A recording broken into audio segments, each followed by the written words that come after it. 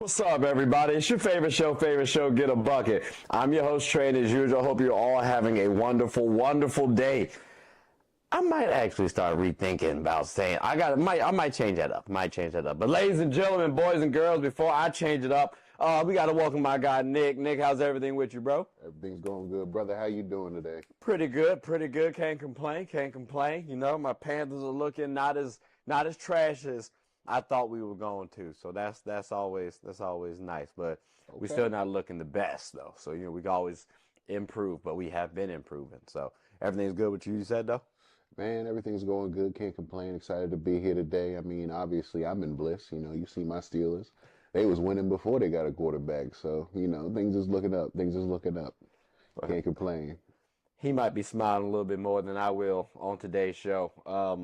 Because we talking football primarily. So let's see what happens. We might try to sneak some hoops in there because it is called Get a Bucket, right? But let's go ahead and get on into the show. You ready? Yes, sir. All right, that's a bet. Let's go ahead and start it off. DC the beat man. So epic.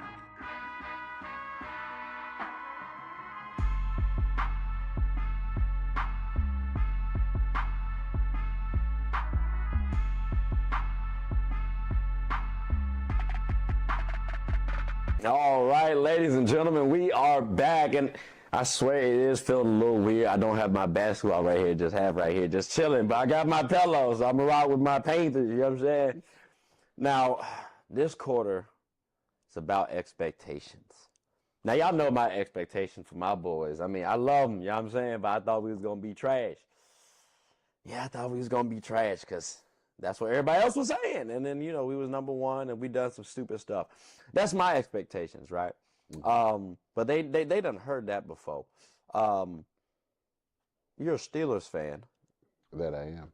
And then you also said some interesting things about Colorado. So, ladies and gentlemen, we're going to use them as examples, along with possibly my Panthers. I might sneak in some basketball, but we'll see what happens. But with the Steelers, just remind us again, what was your expectations for your Steelers at the beginning of the season? I believe that this would be a rebuilding year, right? Like, coming into this new era of Omar Khan, the Steelers have so much more potential in terms of just writing a new script on the standard Steeler way of just going linebacker heavy, defensive line heavy, wide receiver heavy, not really attacking free agency. Omar Khan came in and flipped that whole script upside down, right? These 2 years we've done more in an off season than we did in the last 20, right, with Kevin Colbert. So I think my expectation was more of a rebuild, right?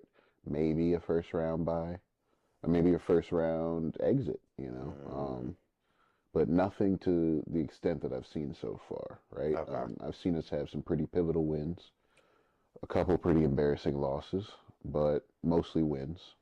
I thought our team was humming under Justin Fields, but those games were a little too close for comfort, right? Needed a little extra veteran presence. We needed a little extra veteran presence, and who else other than Mr. Danger himself comes in and provides, just to me, what we needed was somebody who, with an accurate deep ball, who could get the ball to George Pickens down the field and also utilize the speed of Calvin Austin.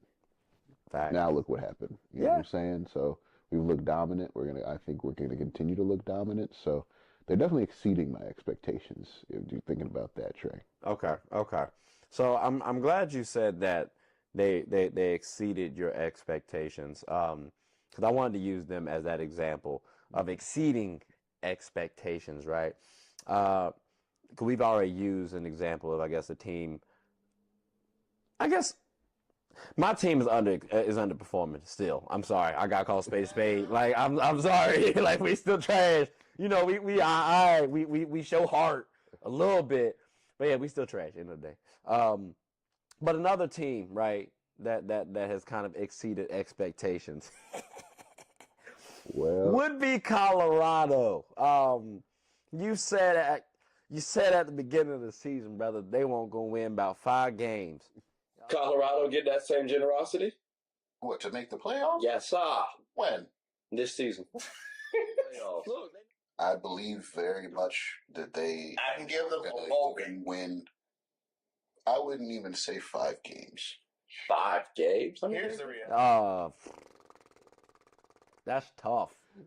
That's tough. Now I'll give you this. I can't ladies and gentlemen, I can't definitively say that I was putting Colorado in the playoffs. I felt like they had a shot though. But to be fair, I'm also an optimistic person. But you, sir, said not at all. Only in 5 games. And it seems like they have exceeded expectations. All right. Can they get to the playoffs now? So there's a big stretch between exceeding my 5-game expectation and making the playoff. Okay. Now, mind you, Coach Prime, I figured he'd be mad at me after the last time I was on here. I will admit when I'm wrong. You really trained them boys up, and you made a lot of corrections this season. Because that Nebraska game, I was like, see, I told you. You know what I'm saying? But since then, they've actually gotten better and better each week in terms of playing a complete football game. And I don't know what Warren Sapp's giving them kids on the D-line, but they look very different now than they did at the beginning of the year. So I would say that, I'll eat my words, they're very much exceeding my expectations. Okay. If the expectation is making the playoff, though, getting into that bracket of the college football playoff, a bowl game, a pretty good bowl game, yes, I can see that happening now. Okay. But the college football playoff, it's a different breed. That's a different breed. Okay. I think when they're playing competition like on Oregon or even a Texas, still, they're gonna come across some Texas look good, so I get you. Some real stalls at that point. Yeah. Okay. Now, in terms of expectations, we've had expectations of Deion coming to the college game, doing pretty well. Like, you know what I'm saying? It's prime time, right? Like, that's his nickname. You know what I'm saying? He's built for this, it seems like. So has he exceeded your expectations as a coach? Yes. Okay. To me, Deion Sanders, what he embodies is a community-driven effect. He's doing, I don't know if you guys remember when you would play like Madden or NCAA and you could pick the type of coach you were going to be. Okay. And you're either going to be like a draft-heavy coach, a strategy coach, or a player's coach. Deion Sanders is a player's coach. This is a dude who played the game, has the respect of the kids because he played the game at a high level, and proves time and time again, personality-wise, that he knows what he wants and he's not going to hold his words back. He's going to say what he thinks and think what he says. You know what I'm saying? So he came in and he's like, I'm going to turn this program around. And he's turned the program around in a way where, yes, on the field, are they yielding an undefeated season? No. Are they leaps and bounds better than they've been in since, they had a Heisman winner in their backfield? Yes. They're getting there. And they've revitalized the community around them. The state of Colorado itself, gross, tax, before tax, net revenue of the state has increased. The property values around Boulder have gone up astronomically. I mean, his impact on the community is vast, so he's definitely exceeded my expectations.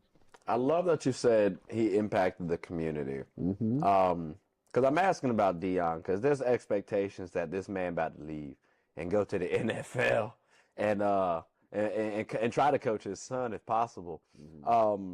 So it sounds like you might be on board with that man doing that then. Like soon? Is that fair to say? Because I think it's fair to say that the brother gonna leave. Like, Deion, we expecting you to leave, dog.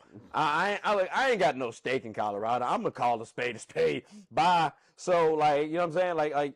Like you I'll wave bye. It's crazy. Hey, goodbye. But like, you think it's fair to say Deion would leave in the next 2 seasons? I would say, as an NFL owner, knowing the business that the NFL is, there's a lot of upside to bringing in someone like Deion Sanders. There is. As well as the fact that now he's got, some of the best minds in the history of football on his staff. I mean, he's going to bring them with him wherever he goes. I think that there's definitely some merit to that. I don't think he's ready yet. I'm sorry, Deion. I just apologize, and now I'm coming right back to making it sound like I'm dogging you. But I do think I'd like to see you succeed more at the college level before you made that jump, right? Just the accolades wise, right? Like, do what you did to Jackson State for Colorado, take them through a perfect season, win a bowl, win it all. You know, I'm rooting for you, man. But once you do that, then you can make that jump. So I give him more like 4 or 5 years. I think that's fair. Fair. I mean, I think a lot of times we expect, whether it's coaches, players, whatever, we expect them to do X, Y, and Z, and we don't give them time. I think a lot of time, even with teams, we expect teams to do X, Y, and Z, but they don't, and we're impatient as a society. So I would like to see him get a little bit more time, because maybe we could be rushing Dion to the NFL. Like, there's no necessary need to have prime time premature. You know what I'm saying? So, but ladies and gentlemen, unfortunately the buzzer did go off. Y'all know how this go. We got to pay bills, right? But when we come back though, we do got some more sports to talk about. We got some more sports to talk about. So we'll be back after a moment from our sponsors. Hair Talk.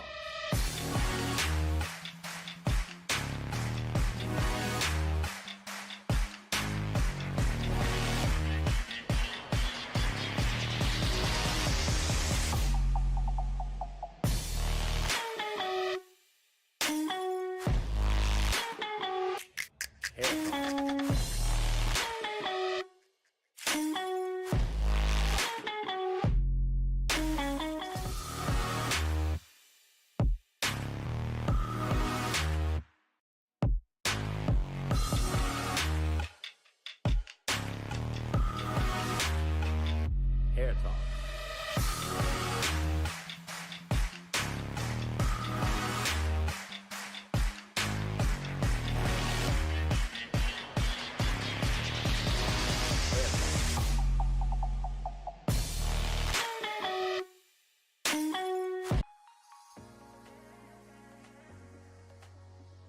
The I'm Perfectly Made Foundation believes that routine screenings can save lives and that access to these services should not be a barrier.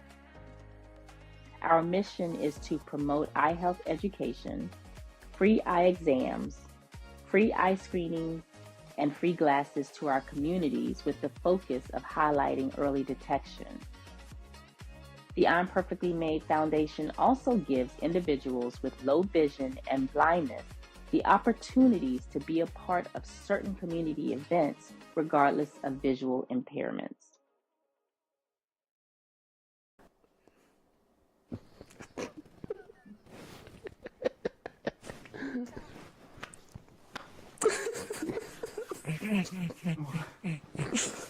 Whatever. We're just gonna start it off just like that. And obviously, so we are on a live show. You know what I'm saying? This is live recorded. There are people in the background. That's right. We got an audience. So if you accidentally see somebody getting up and plugging their phone into the outlet, that's our bad.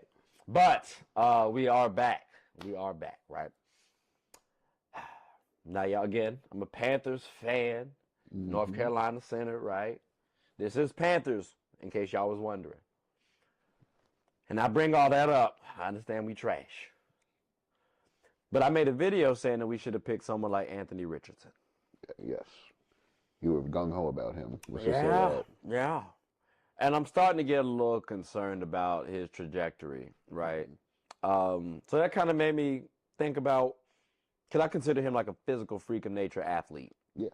So that makes me think, when do you start actually having concerns for the future of those physical freak of nature athletes? Thinking even in basketball terms, right? We can think of Wemby. We can think of Zion. There are concerns of health. We talked about, or people were saying how Zion needs to shed weight because you can't have that type of weight moving that fast and changing pace and all this other stuff. Wemby.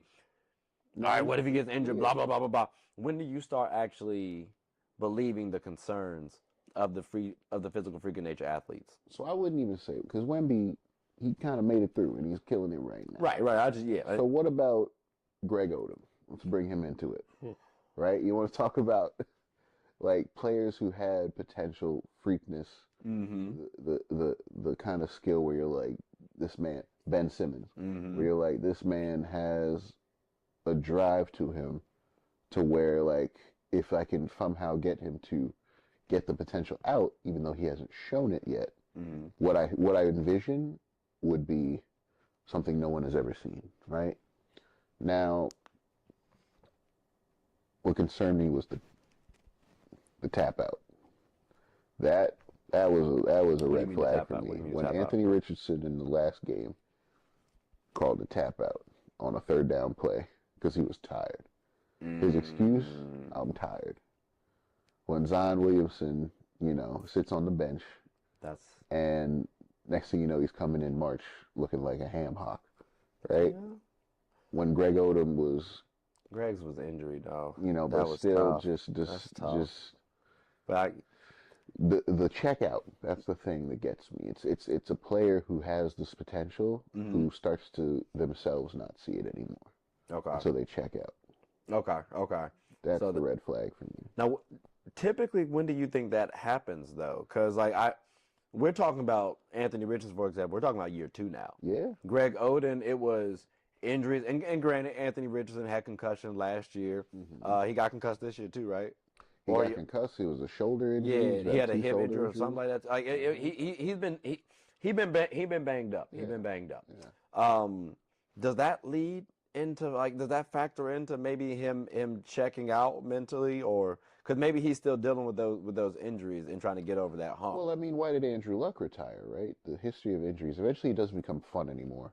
Yeah. You'll just be sitting there hurt time and time and time again. And everybody's clock is different. Nobody's the same. How many people have retired early due to injury concerns? How many people have played their whole careers and then 30 years down the line lost their mind? Yeah. Football is a scary sport. It's gladiators out there. I think at a certain point they take their own mental and physical health into account when making those important decisions. So Anthony Richardson is at a crossroads that a lot of players find themselves in, where you had all these expectations and you're just not meeting them. Let's be simple about it. Now, is 2 years a fair time length to assess that player? Because I'm asking from a. Oh, I'm sorry. I got something on my. Because I told you. Because I told you we doing 3 years. I said 3, and Bryce ain't a physical freak of nature. Like, to me, when I look at Anthony Richardson, I'm thinking we got to scheme, and I told you we got to scheme him to get to him to where I want him to be. Okay. In basketball, for example, I'm comfortable giving like a physical freak of nature 4 to 5 seasons to show me, okay, this is you got it now. Like you realize you're head and shoulders above everybody else, so we can dominate this way. Because once you get that, we can build around you comfortably. Yes. In theory. So a lot easier in basketball. But that's what I was going to ask, because it's different in football than it is basketball. So is 2 years a comfortable time length for you personally? For a quarterback, no. Okay. But we're living in an era where no team has patience.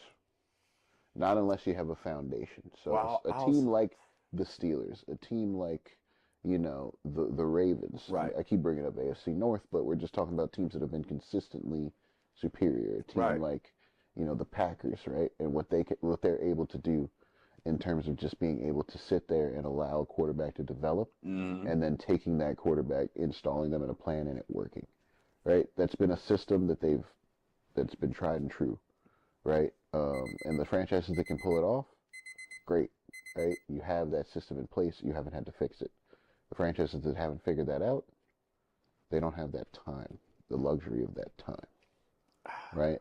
That's so as much as I want to say yes, Anthony Richardson, we should give him 3-4 years to figure it out. Year 2, he's barely played, and he looks to have regressed in the passing game. Is a little concerning, for most. I can't imagine being a Colts fan right now. That's tough. I think that if I'm going to compare him to anybody, I would say in terms of just experience, lack of exposure, promise, Trey Lance, another one, right?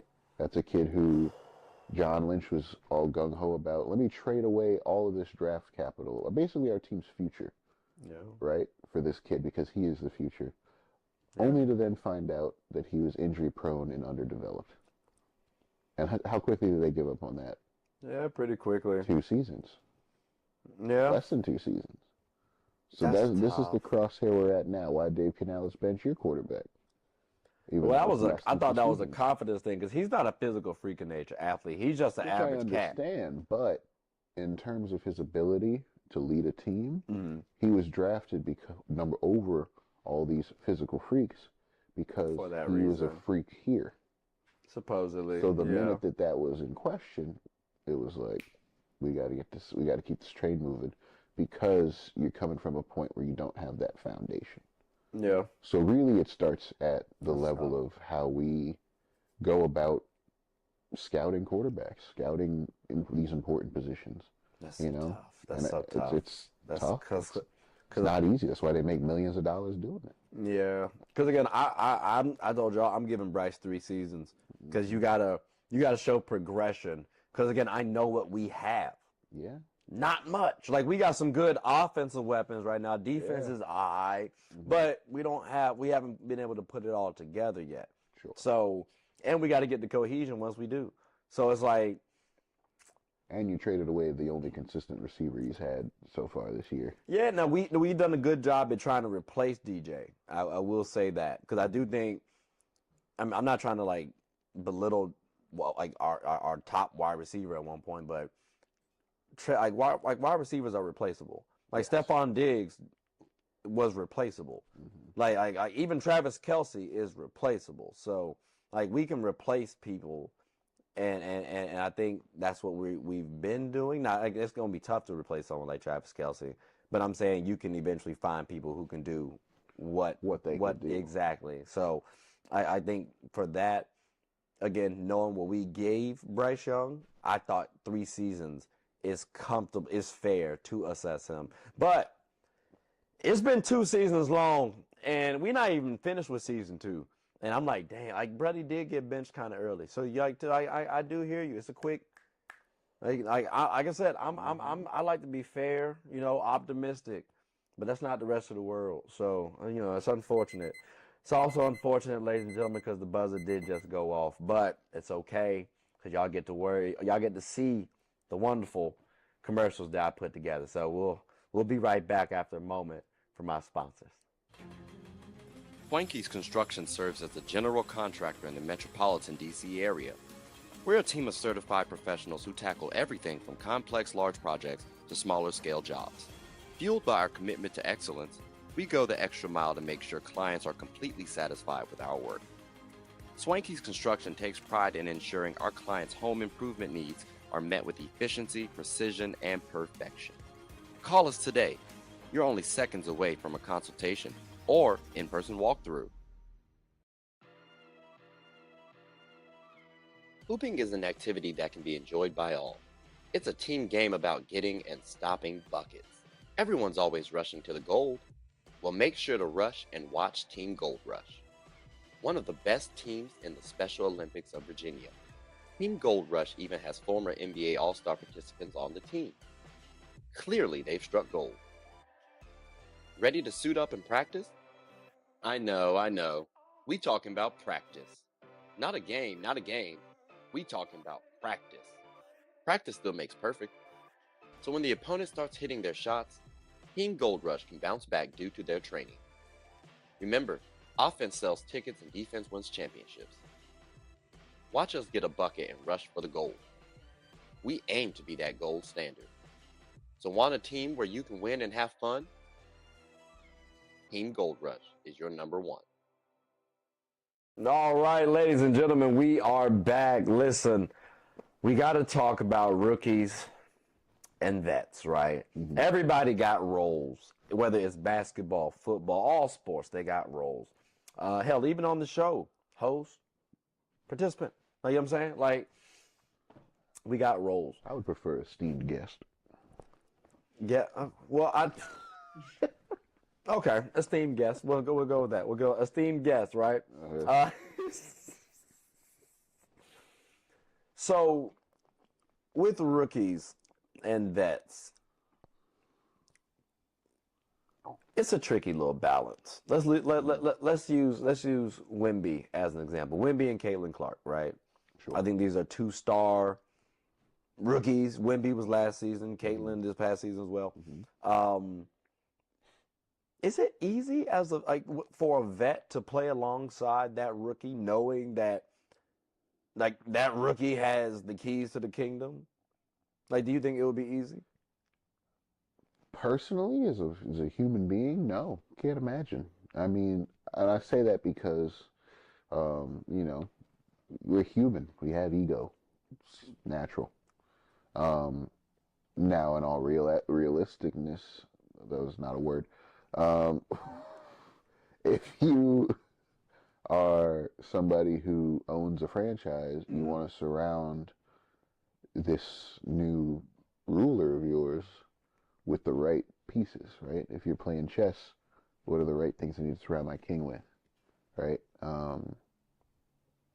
Now, with that in mind, you have to be very, very, very honest with the kind of vets you want on your team and the kind of egos that are going to be around that player. So, Yeah. if you're the GM for the Fever and the Spurs, what you want are players who are perfectly comfortable being in those supporting roles, who are perfectly comfortable supporting a team and having we're trying to win, who are going to be excited that they have a kid that they can give the ball to and is going to be like, put the team on their back, you know, in crunch time. Do you sign a vet and just force them to try and get along, or do you go and select a person and tell them what's up initially? Because I do think there is some benefit to having players kind of figure it out, and maybe they gain respect amongst one another, right? Because, okay, this person might not like this person, but you can at least respect how they come across for their craft. Is that a fair stance to take, or do you think it's better to just be on the open, be on the up and up? For last year, the Spurs really didn't show much promise as a franchise overall until about halfway through the season. They started showing some breath, right? Even with Wemby, right? So who'd they go out and get? Chris Paul, Harrison Barnes. Like, they got a couple veterans who are from winning situations, who understand what it takes to win, and who are perfectly fine not being the number one. So what they do is they come in and they guide a team towards that winning mindset because they're leaders, not necessarily statistically, because that's going to fall to that kid that they brought in and saying this is the stalwart. But see, do we rob the team of potential greatness? Because let's say I get someone who feels they should be a number one, right? And they're coming in and battling Wemby. Now you got somebody pushing you. Is that fair to say? Because I get the notion that Chris Paul is going to help out Wemby, and I'm a fan of Chris Paul being on the Spurs. By the way, I'm not trying to say this is a bad signing. No. What happens though if maybe? I'm just throwing this out there, but like, let's say they could have got Giannis instead. You know what I'm saying? Like maybe Giannis can challenge Wemby for that number one spot and push Wemby to be a little bit better. When again, Giannis wasn't available. No, understood. Like someone that can maybe challenge him, because again, Wemby's still young right now, so you can get the better Wemby right now. You can. Is that fair to do, or is it better just to find vets to complement him? I would say finding a vet. I would say we talk about building a team. You need all those personalities. It's not just either you need a veteran who's going to challenge but you need veterans who are going to do both. You need a veteran who's going to teach him how to be a good leader. You need a veteran who's going to teach him how to challenge himself and compete into what he needs to do as a player himself to better himself. Maybe not even so much in person, but by example. Julian Edelman talks a lot about how Wes Welker wasn't very nice to him, or Randy Moss. You know, when he first got in the league, they were kind of dicks because they were like, at the end of the day, you're fighting for my spot, dog. Like, I'm not gonna sit here and make you better. I'm not gonna teach you these things. Figure it out.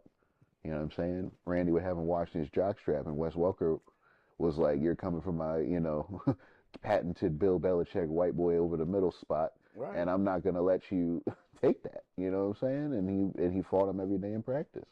So you need both of those types of people who are gonna teach him, because at the same time he talks about how Tom was the leader, the one who did teach him how to survive in the league and how to, you know, and kind of shepherded him once he saw the talent. Okay. So you need all of those roles. It's not really it's more so creating an environment where you allow all of those roles to thrive. So that falls more on a team than anything else. Okay. Yeah. That's where the Commanders are at a point right now, right? Really a penultimate point where their franchise can either turn a corner or fall right back into classic Commanders route. And that's because they have the Mike Sainristills, they have the Jaden Daniels, they have the Newtons, they have these new rookies who are coming in and showing that they have potential to be focal points for their franchise. And how are Marcus Mariota responding to that? Yeah. Versus how is Terry McLaurin responding to that? Versus how are some of these players, Benjamin St. Just, you know, who maybe are struggling and want to save their spot. You know, how are you fostering an environment of competitiveness? Yeah. But it's also team forward. Okay. Nah, I feel that. I like my team to battle it out, because I know it kind of makes you a little bit closer, right? But I also think too, like you said, you gotta manage things properly. You don't want to have too much chaos, because already on a team, everybody wants to be a star. Like, everybody grows up wanting to be the guy or whatever, and you got to have people comfortable accepting these sort of roles. Yeah. So getting a vet who's, you know, been here before, they might accept. They might take this role as I failed, right? And you want this guy to replace me? Like, where? Like, that's an ego that people got to get over. And again, like you said earlier, we're human too. So, it's always fun seeing the pairings between new rookies and rookies and vets, and like how they end up meshing together. I always enjoy those, because it's a new pairing every season, and I want to see if people actually get it right. For example, Paul George. I think he's going to play with Brandon Miller later on, because that's who Brandon Miller looked up to. So it's going to be a similar thing with like Kevin Durant and Anthony Edwards. Yeah, that's going to be even though they're not rookies, but like they're the young stars. It still applies. The same thing applies to them. Like you want to see those good pairings eventually, because they'll be able to help lead those new rookies, those young stars who are supposed to be carrying that franchise into, I guess, greatness. I mean, I'll be honest. Watching the way that Anthony Davis has kind of gotten behind LeBron a little bit. Edwards. No. I'm talking about Anthony Davis and LeBron James on the Lakers, and seeing how he's kind of followed behind him. He's kind of been hooping in a way that's more aligned with that game, because he's learned a little more finesse having watched LeBron. Something where he can see himself kind of stretching out that game, but I mean, that's another discussion for another day. Y'all know how I feel. Look at that. I feel, okay. See, buzzer done gone off. That's what I just.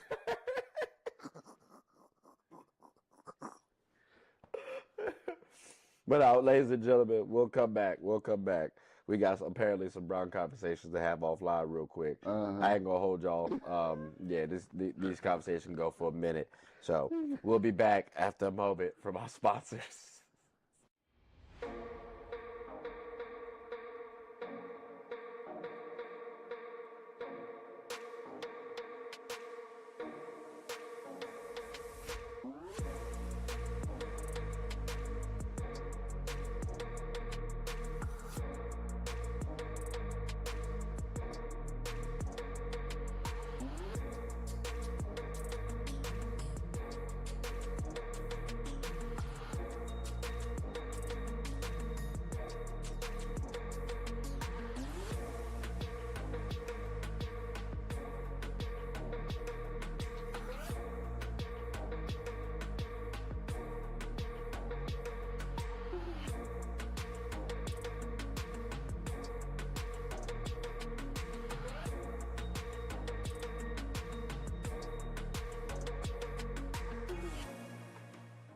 Sports is one of the few things that genuinely connects us together.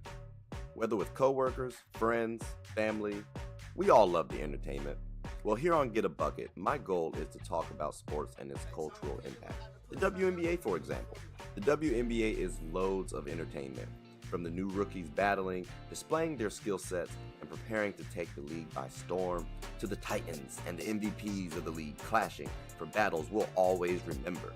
From imagining the soon-to-be possibilities, to admiring and treasuring the finales. Get a Bucket is a platform where other sports analysts, hoopers, coaches, and fans of the show come and talk about the WNBA, both negatives and positives. So if you haven't, take a quick peek. At the very least, you'll have a good time. Remember, sports is one of the few things that genuinely connects us together. So please, tune in and stay connected. All right, ladies and gentlemen, we are back. Listen. So I said some interesting things apparently on the show. Well, off the show, but I got to say them now on the show. See what y'all think and get his reaction on camera. So I still think that the Jets have a shot at making it to the Super Bowl. And, like, hear me out, too, because the last time we saw Aaron Rodgers have top 10 defense, he did go to the Super Bowl. And he does have 2 talented wide receivers and a competent running back. If everybody healthy, like by my estimation, we a tight end away from a dynasty. Like that, like a young tight end away from a dynasty. That's what I'm talking about. Like they can get everybody to come back and shine and stay healthy. Can the Jets pull it around? Like, can they turn it around? I don't even want to go there, but okay. So you said young tight away from the dynasty. I mean, and then so the irony of them pulling a Jets type move and not taking Brock Bowers in the draft, pretty interesting, huh? Just saying, like if you're gonna go off history and try to we could have do stuff, we could have stuck with the Super Bowl combo. Look. Like if they missed out on somebody, they missed out on somebody. Things happen. Things happen. You can get a young tight end to go to the squad, like at some point. I'm sure Denver's going, if we missed out on Shannon Sharp, we missed out on Shannon Sharp. It's all good though. It's cool. Like hey, for 5 rounds, a lot of people were saying, hey, if we miss out on Tom Brady, we just miss out on Tom Brady. Like it happens. It's okay. It's okay. Okay. I guess. So Jets is a no-go for you then. Like not like there's really no optimism at all. No. Damn, that's tough. Is it because of the situ? Is it because like I know what is it? Damn, because I can't think why can't they turn it around? They just beat a good team not too long ago. Because to me, the Jets' biggest problem is that they can't seem to get out of their own way. And until I see them figure that out, and it starts at the front office level, starts with Woody, good old Woody. So until Woody figures itself out, management, I'm not going to go ahead and say that they can do anything. That's tough. Because I'm not mad at you. Management usually do. Yeah, they kind of important. But like we have seen someone like Aaron Rodgers just say, relax, right? Like when I look at them, I think they can compete against a team like the Chiefs. And the Chiefs have looked really good. Like I think if they go up against a team like the Lions, they would fare kind of nicely, and the Lions look really good. It's surprising you don't feel that way about the Jets, that they at least could get to the Super Bowl. Not be a favorite, but at least could. So then who's your favorite outside of Kansas City getting to the Super Bowl? And I'm talking about both NFC and AFC, by the way. So NFC, I'll start there. I would say, honestly, right now, I'm going to get some shocked value from this one, but not much. I would say, for me, it's either the Lions. Okay. Or just because of what I'm seeing in terms of the magic that's happening in real time. Give me the Commanders. No, you got some shock on that one now. Yeah, give me the Commanders. You got some shock on that one. Wow. So I would say right now, those are the 2 teams that I think have the most promise. Now, in terms of because the NFC is so deadlocked, right? The NFC North is so competitive right now that I think the Lions are at the top of that food chain. But I think that it's a very competitive division. Okay. So outside of that division, there's not a lot to really hope for. I think the Eagles are at a point now where they're out thinking themselves. I think the Cowboys are doing cowboy stuff. The Giants are doing giant things. And then, in the NFC West, no team is really distinguishing themselves as having an impact, not even the 49ers. So if you're going to talk about the NFC right now, I mean, the two teams that are not on that list when I think of teams that have glaring problems, it's the Lions and the Commanders. Okay. I mean, I can't be mad at that because I thought Eagles would make a lot of promise. Vikings have been cool, but I think ultimately they would lose to the Lions because their defense isn't as good. Exactly. So I do hear you. Even the Packers have taken a little step back. AFC then. AFC. I'm going to pick. So your boys is really Super Bowl worthy? Over the Ravens? Black and yellow. Over the Ravens. You mean the team that got stomped by Jameis Winston the other day? I mean the team that got Derrick Henry and is arguably having the best offensive duo in the game. I understand, brother, your defense is stout, but I don't know. Some days the Ravens make me think that y'all might look like us. I'm talking about my Panthers, by the way. Shout out to my boys. You know what I'm saying? Gotta give y'all some love. But we terrible right now. So you really think your boys can beat the Steelers? I mean the Ravens when it's all said and done. Oh yeah. Okay. But you don't. Do you? So to be clear, because you said oh yeah. Sure. Like, do you give the Kool-Aid man oh yeah to beating the Chiefs too? I give the. Do you remember those commercials where Terry Crews would do the Old Spice? Yeah. Yeah. I give that level of hype. Okay. All right. That's making stuff interesting. Because the Pittsburgh Steelers, to me, in the AFC, like the Lions right now in the NFC are doing the best all around. Special teams, defense, offense. Okay. All phases of the game, they're playing well. Well, it is a team game. It's a team game. And people forget about that third aspect. We've blocked like 4 field goals and have a punt return touchdown already. That does help. So that does help saying, out. Like, we've been playing out, and Chris Boswell is secretly having like his best season as a kicker. Well, I mean, I will say, brother, as a fantasy football player, Steelers is helping me out greatly, so I greatly appreciate y'all. And I do think y'all have that pedigree to win something. Super Bowl could be a little tough, but we'll see though, because it's a long season. Y'all got some promise. Ravens do too as well. Those are teams that I'm looking at right now, just because, again, offense and defense. Bills, I want to say, but, like, the defense, I have a couple question marks. And then, like, the offense, too, I'm still not completely sold. I still feel like Josh Allen is going to try to do too much. So I'm looking at teams like the Steelers, like the Ravens. I wanted to throw Cincy in there, but I don't know about them. Jets, though, they are my dark horse. I'm sorry. Because, again, it seems like Aaron Rodgers in a solid situation. NFC, yeah, I don't really have much to add on that. Like it's really kind of sad when you think about it. NFC look a little tough this year. Well, the power of the free agency market can shift an entire conference into being either the more superior or the lesser. And the minute players like Danielle Hunter go to the Texans, and players like Stephon Diggs go to the Texans, and getting injured, and all these different players that are maneuvering to different teams. Yeah. The minute that happens, a conference can shift from being the one that's playing the best football and the one that's playing the not so best football. And right now, to me, the NFC looks sloppier than the AFC does. No, it does. But hopefully that tide turns. And hopefully my boys will come out stronger. You know what I'm saying? Get that Super Bowl and finally win that thing. They say third time's the charm. You know what I mean? And I don't know if y'all know this, but 3 does mean Trey, or Trey means 3. So, it sounds about right. 3 could also mean you strike out, but they do say that.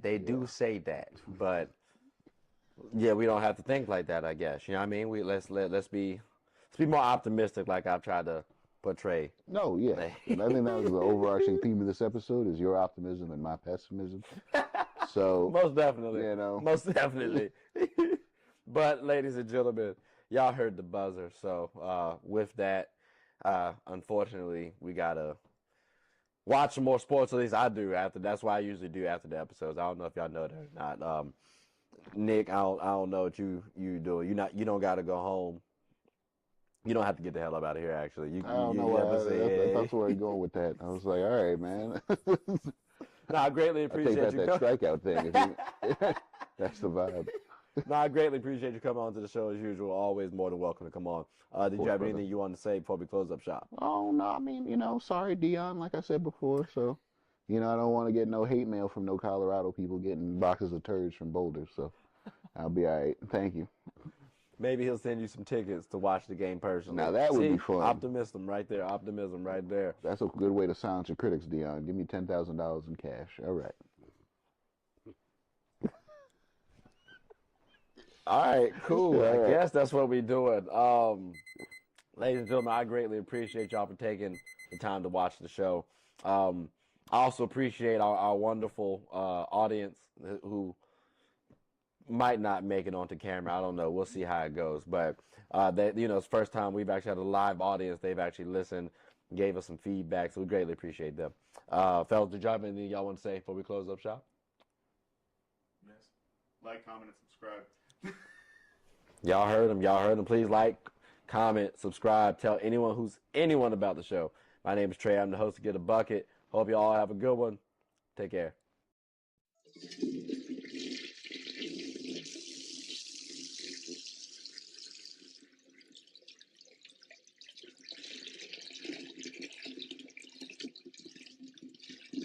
Oh, I did not know you guys were still here.